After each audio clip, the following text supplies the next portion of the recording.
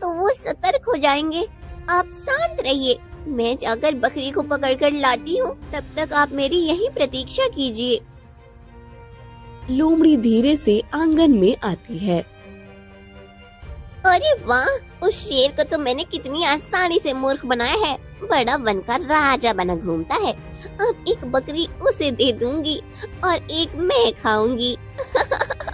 एक बार उसे बकरी दे दूंगी, फिर वो मेरा कुछ नहीं बिगाड़ेगा। लोमड़ी एक बकरी के पास आकर उस पर झपट पड़ती है, पर जैसे ही वो अपने दांतों से उस बकरी को पकड़ती है, उसके दांत टूट जाते हैं और उसके मुंह से खून बहने लगता है। अरे ये क्या, ये तो मिट्टी की बनी बकरी है। एक एक करके लोमड़ी और भी कुछ बकरियों को पकड़ने की कोशिश करती है, पर सभी मिट्टी की ही बनी होती हैं। लोमड़ी के सारे दांत टूट जाते हैं। खून भरे मुंह से वो बाहर आती है। उसके मुंह को खून लगा देखकर, ये क्या, तुम अकेले ही बकरी को खाने बैठ गई? मेरे लिए बकरी नहीं लाई तुम? अरे वनराज, उस दुष्ट किसान ने मुझे मूर्ख बनाया है। उसने मिट्टी की बकरियां बनाकर बांध कर रखी हैं। उस मिट्टी की बकरियों के कारण ही मेरे दांत टूट गए हैं। असत्य बोल रही हो तुम। अब मैं तुम्हें नहीं छोड़ूंगा। शेर ऐसा कहकर लोमड़ी पर झपट पड़ता है और उसका शिकार कर लेता है। अपनी शिकार को वन में ले जाकर शेर बड़ी आराम से खा लेता है। दूसरों को मूर्ख बनाने के प्रयास में लोमड़ी खुद ही मूर्ख बन जाती है और उसके प्राण चले जाते हैं। लोमड़ी का संकट हमेशा के लिए दूर हो जाता है और नंदन चैन की सांस लेता है। सुंदरपुर के महाराज कीर्तिसेन के प्रजा पर अत्याचार की कीर्ति दूर तक फैली हुई थी। महाराज कीर्तिसेन अपनी प्रजा के बल पर राज्य की नहीं, केवल खुद की उन्नति कर रहे थे। एक दिन, महामंत्री, इस बार प्रजा से कर प्राप्त नहीं हुआ है। आम तौर पर तो हर 3 महीने के बाद प्रजा कर दे देती है। हाँ महाराज, परंतु प्रजावासियों का कहना है कि इस बार उनकी फसल अच्छी नहीं हुई है, इसीलिए वो कर देने का समय बढ़ाकर मांग रहे हैं। वो सब मैं नहीं जानता। प्रजा से कहो कि यदि इस राज्य में रहना है तो समय पर कर देना ही पड़ेगा, अन्यथा कर की मात्रा बढ़ाई जाएगी। तभी महाराज कीर्तिसेन के सलाहकार सुधाकर बोलते हैं। महाराज, इस समय प्रजा का कर बढ़ाना उचित नहीं है। ये आप क्या कह रहे हैं सुधारक? यदि हमने कर की मात्रा नहीं बढ़ाई तो प्रजा विचार करेगी कि यहाँ समय पर ना भी दिया तो कोई दिक्कत नहीं है। राज्य में यदि अनुशासन बनाए रखना है तो हमें समय पर कर ना मिलने पर दंड भी रखना ही पड़ेगा। महाराज सही कह रहे हैं। एक बार यदि प्रजावासियों को ये पता चल जाए कि महाराज दंड नहीं लगाते तो आगे चलकर वो और भी ढिलाई करेंगे कर देने में। उन्हें इस बात का पता चलना ही चाहिए कि हमारे राज्य में सभी कार्य समय पर ही किए जाते हैं। महाराज के महामंत्री महाराज की ही तरह अत्याचारी थे, परंतु सलाहकार बड़े ही कोमल मन के थे। उन्हें प्रजा की समस्याओं का ज्ञान था और उनके प्रति चिंता भी थी। महाराज का एक हाथी था जिससे महाराज बहुत प्रेम करते थे। वो हाथी रोज गांव में जाकर प्रजाजनों के खेत को उद्ध्वस्त करता था। एक दिन,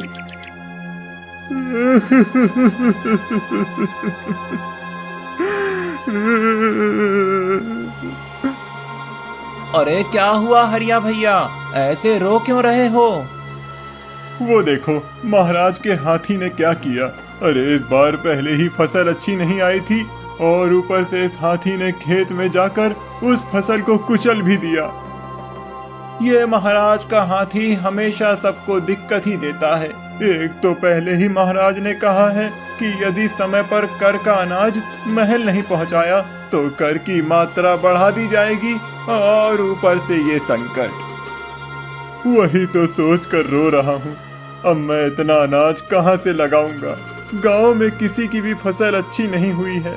जिनकी हुई है उनके खेत में ये हाथी जाकर फसल खा लेता है या तो कुचल देता है। किसान करे भी तो क्या करे। महाराज इस हाथी से बहुत प्रेम करते हैं, इसीलिए उसे दंडित भी नहीं करते। उल्टा अगर उसकी शिकायत लेकर महाराज के पास जाते हैं तो हमें ही सुनाकर भगा देते हैं। प्रजावासी जैसे तैसे महाराज को कर का अनाज दे देते हैं। उन बेचारों के पास अपने परिवार के लिए अनाज नहीं बचता। कुछ दिनों के बाद सुंदरपुर में पानी की समस्या बढ़ जाती है। नदी सूख जाती है, इसलिए सभी को पानी का प्रबंध करने में दिक्कत होने लगती है। फिर महाराज, कल प्रजा के कुछ लोग आपसे भेंट करना चाहते थे। मैंने उन्हें कहा कि आप आराम कर रहे हैं, तो उन्होंने अपनी समस्या मुझे बताई। क्या समस्या है उन्हें? महाराज, राज्य में पानी की समस्या उत्पन्न हो गई है। गर्मी और धूप के कारण नदी सूख गई है। गांव वालों के कुएं भी सूखने लगे हैं। हाँ, पानी की समस्या तो है। आज राजमहल का तालाब भी रिक्त पड़ा है। हाँ महाराज, प्रजावासियों का कहना है कि आप उनके लिए पानी की समस्या का कोई उपाय करें। क्या? उन्हें बताइए कि यहाँ मैं अपने खुद की समस्या का विचार कर रहा हूँ। मेरे महल में पानी नहीं है और मैं पूरे राज्य के विषय में विचार करूं।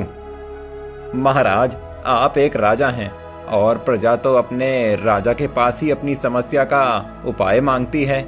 मेरे विचार से हमें गांव के सभी कुएं और तालाब को और नीचे तक खोदना चाहिए। उनकी गहराई बढ़ने से पानी की समस्या खत्म हो जाएगी। सुधारक, आप मेरे सलाहकार हैं या प्रजा के? आपको अभी ये विचार करना चाहिए कि राजमहल में जो पानी की समस्या उत्पन्न हुई है उसका निवारण कैसे करें। महाराज, मुझे लगता है गांव में जितने कुएं हैं उन सब का पानी हमें राजमहल के तालाब में लाना चाहिए। परंतु प्रजा के पास इतना पानी नहीं है। राज्य के प्रमुख सलाहकार सुधारक जी, महाराज राज्य के प्रथम नागरिक होते हैं, उनका अधिकार सबसे अधिक है। महाराज की पानी की समस्या समाप्त होना अति आवश्यक है। एक बार महाराज की समस्या का अंत हो जाए, उसके बाद महाराज प्रजा के बारे में विचार करेंगे। महामंत्री की बात सुधाकर को अच्छी नहीं लगती, परंतु महामंत्री और बाकी मंत्रीगण भी महाराज के निकटवर्तीय थे और महाराज की हाँ में हाँ मिलाते थे। महाराज के आदेश पर पूरे राज्य में घोषणा की जाती है कि राज्य का सारा पानी राजमहल के तालाब में डाल दे। ये क्या? ये कैसी घोषणा की है महाराज ने? हम सारा पानी महाराज के महल के तालाब में डाल दें? देखो तो विमला काकी, यहाँ राज्य में पानी की इतनी समस्या हो गई है और महाराज तो केवल अपनी व्यक्तिगत समस्या के बारे में विचार कर रहे हैं। अरे, हमारा राजा तो पहले से ही अत्याचारी है, उससे हम और क्या अपेक्षा कर सकते हैं? पर अब हम क्या करें? यदि हमने सारा पानी राजमहल पहुंचा दिया तो हमारे पास क्या बचेगा? हम अपने परिवार की प्यास कैसे बुझाएंगे? और यदि हमने उन्हें पानी नहीं दिया तो राजा के सैनिक हमें कोड़े मारेंगे और हमें और परेशान करेंगे। प्रजा महाराज कीर्तिसेन के महल में जाकर पानी देने लगती है। गांव वालों को खुद के लिए पानी नहीं था, फिर भी राजा की मार से बचने के लिए बेचारे प्रजावासी पानी की किल्लत झेल रहे थे। महाराज कीर्तिसेन के सैनिक पूरे राज्य में घूमकर सब पर नजर रख रहे थे कि कहीं कोई प्रजाजन पानी खुद के लिए तो नहीं रख रहा है। एक दिन एक बुढ़ा आदमी नदी के एक घड़ा पानी भरकर लाता है और खुद के घर में रख देता है। सैनिक ये देखता है और ए बूढ़े, वो पानी का घड़ा महाराज का है, उन्हें दे दो। मैं बूढ़ा हो गया हूँ, मुझ पर तो थोड़ी दया दिखाओ। बाकी के सभी प्रजाजन तो महाराज को पानी दे ही रहे हैं, इस एक घड़े से उनका क्या होगा? मेरे लिए रहने दो। नहीं, महाराज का आदेश है कि राज्य में जितना भी पानी है वो सारा राजमहल जाएगा। सैनिक बुढ़े का पानी वाला घड़ा उठाता है और बुढ़े को पकड़कर राजमहल ले जाता है। महाराज, ये बूढ़ा पानी का ये घड़ा अपने पास छुपा कर रख रहा था। क्या? ये तो हमारे आदेश